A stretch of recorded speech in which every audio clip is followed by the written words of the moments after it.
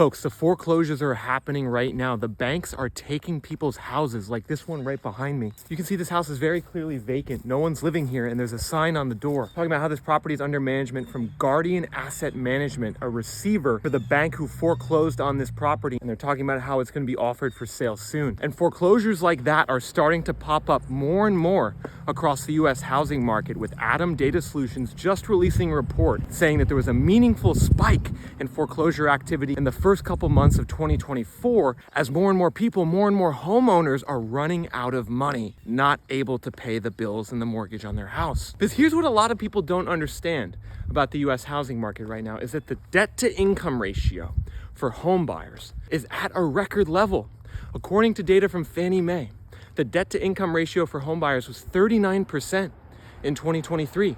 Meaning that the average home buyer in America is spending almost 40% of their gross income on mortgage and debt payments.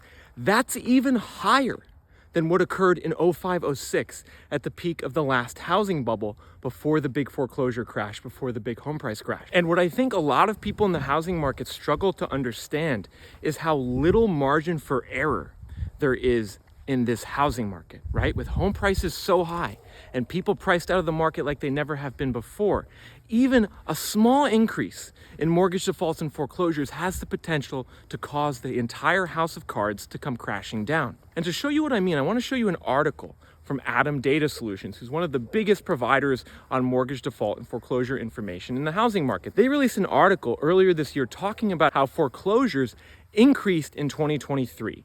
They went up in 2023, but that they were still below pre-pandemic levels. You can see that on this graph that we had about a 0.2% foreclosure rate in 2023, meaning 0.2% of all housing units were in foreclosure. Now, that's still very low, but I would encourage you guys to take a look at what happened in 08, 09, 2010 during the biggest crash of all time. The foreclosure rate spiked and went to barely over 2% of all housing units in that last crash.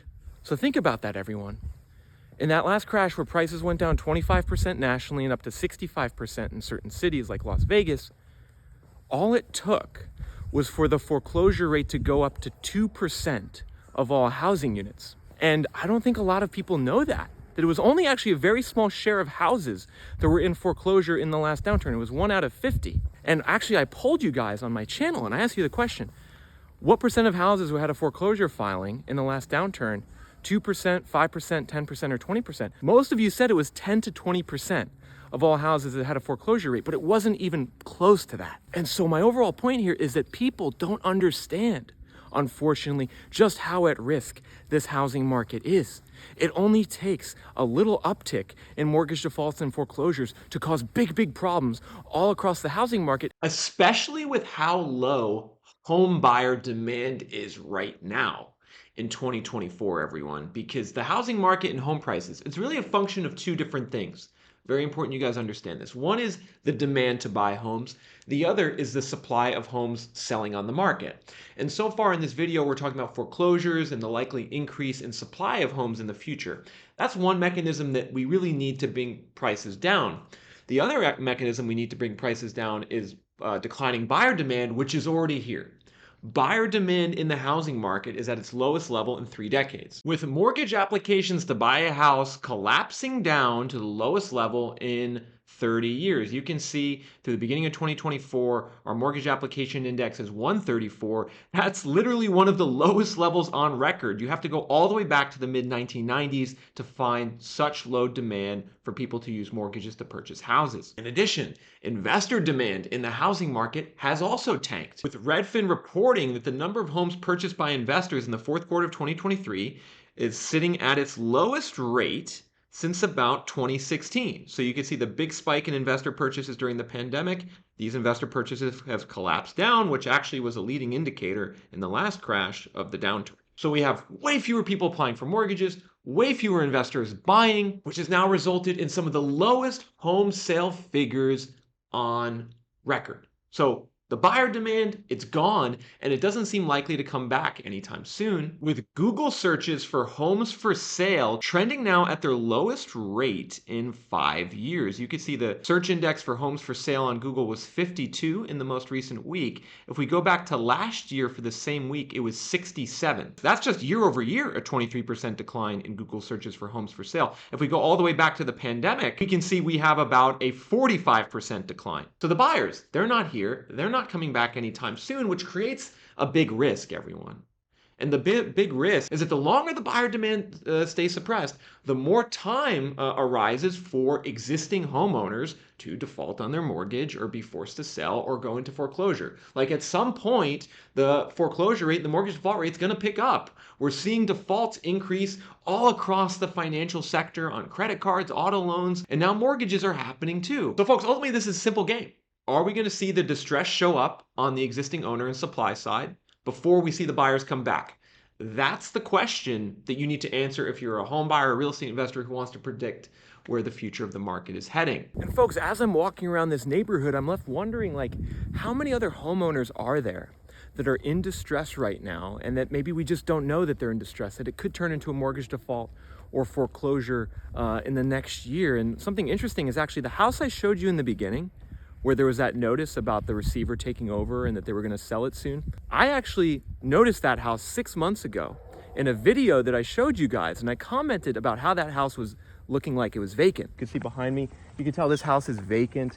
You can't even get in the front door with how overgrown the shrubs are. You could tell they haven't really mowed in front of the garage in a while. And so this is one of the many vacant houses in America. In this zip code, in fact, 11% of all the housing units are what I call shadow inventory. They're vacant. And what I was talking about in that video was that I was noticing more and more vacant houses in America. Like when I go through different neighborhoods, I'm seeing more and more houses that don't have the lights on, that don't have their yard cut, that are very obviously not being lived in, and that's a sign that something's going on. And in this case, it was a sign that something was going on. That house was in foreclosure. And ultimately, there's a lag often between home buyer distress, when they stop making payments, and then when eventually the property gets listed for sale by the bank and the bank takes the keys. There's a lag that could last a couple years actually, which is why the people who are buying into this idea that everything's fine, there's going to be no mortgage defaults, there's going to be no housing crash, they're living in la la land. They're getting fooled by the fact that the US government came in during the pandemic and bailed everyone out. The government banned foreclosures during the pandemic and they printed $5 trillion. So of course that artificially suppressed the amount of homeowners who were going to get foreclosed on and forced to sell their house. But that's all starting to go into reverse, everyone. Those programs, they're gone. The free money is mostly gone. And as a result, we're now seeing households really struggle to make payments and afford basic necessities. Like, this is the key point about the economy right now. Americans cannot afford it. The savings rates, they're near record lows. Americans are saving only about 4% of their income on average each month. That's about half the long-term average. Why are the savings rates so low? Well, it's because everything got more expensive during the pandemic. The inflation went way up. Property taxes, homeowners insurance, rent, grocery bills, all that got way more expensive. Well, the wages, they didn't keep up. And for a little while, the situation was okay. These people had some extra money in their bank account from when the government printed money during the pandemic. But now that extra money is gone, and we're seeing the logical result, which is defaults. People are now defaulting on their mortgages at a higher rate than they were 2 years ago. People are now defaulting on their credit cards at the highest rate in almost 5 to 7 years. People are now defaulting on auto loans at the highest rate in 5 to 7 years, indicating financial distress is building across the US consumer, right? And this is something that unfortunately is just not going widely reported on, because I think a lot of people in the media, a lot of people in real estate, they don't want to think about this. They don't want to think about the cruel realities of the fact that Americans can't afford to live, and that very likely we're going to see, as a result, a wave of mortgage defaults and foreclosures. A wave that does not need to be that big to cause a large surge in inventory and declining prices. Because this is the other way to think about this, if you're a home buyer or real estate investor, is the fact that this housing downturn has started in many different cities. Home prices in a place like Austin are down almost 20%, yet that's happening with very few foreclosures. Think about that, everyone. In Austin, Texas, prices are down almost 20%. The foreclosure rate is still 0.1%. I mean, we know that's not going to last. right? The foreclosures are definitely going to go up in Austin as the prices keep dropping and as the downturn in tech continues. And so rather than thinking about the housing market as being safe because the foreclosure rate's been so low the last 1 to 2 years, you should be thinking the opposite. You should be thinking, wait a minute, what happens to home prices and inventory if the foreclosure rate just goes back to normal? And I think the other thing people miss, right, in the housing market and the economy is how quickly things can change. How quickly things can go from 0 to 60 in terms of distress, right? Because if you actually go back to the last downturn, take a look at what the foreclosure rate was in Miami in the first quarter of 2007. It was less than 1%, the foreclosure rate in Miami in the beginning of 2007. And then it exploded to over 10%. And to be clear, I don't think we're going to see a 10% foreclosure rate on mortgages in any city in America. But even if we get to 3% or 4% foreclosure rate on mortgages, that's going to be a big problem for a lot of housing markets. It's a risk factor that you need to pay attention to if you're a buyer. Now, an interesting question to ask is, how could I be wrong about all of this with the foreclosures? Like maybe I'm off base here and I'm kind of projecting something that's not going to happen. I know a lot of people in real estate disagree with me and think that everything's going to be fine. There's not going to be an increase in mortgage defaults. And one of the main reasons people say that is they say, oh, a lot of homeowners have 3% mortgage rates or sub 4% mortgage rates, which is true. About 23% of mortgage holders have a sub 3% rate. About half of mortgage holders have a rate below 4%. And so the argument goes, if you have a mortgage rate that low, you would never default on your mortgage. That's what some people say. Or that you would have a huge incentive not to default. And that's true. If you have a 3% mortgage and the prevailing market mortgage rate 7%, you're probably going to do everything you can not to default and get foreclosed on. But again, the problem with that logic is that it ignores how little margin for error there is in the US housing market right now. Like, I would agree that a lot of mortgage holders aren't going to default, aren't going to get foreclosed on because they have a really low rate.